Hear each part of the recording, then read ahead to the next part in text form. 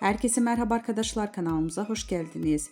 Mert Ramazan Demir'in doktor abisi sosyal medyada gündem oldu.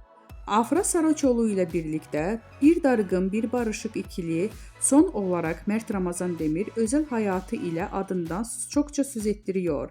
28 yaşındaki Mert Ramazan Demir'in ailesi ve sosyal medyası çok merak ediliyor.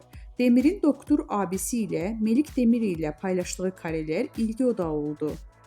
Afra Saraçoğlu ile yaşadığı çalkantılı aşkla gündeme düşen Mert Ramazan Demir, özel hayatı kadar ailesi de merak konusu.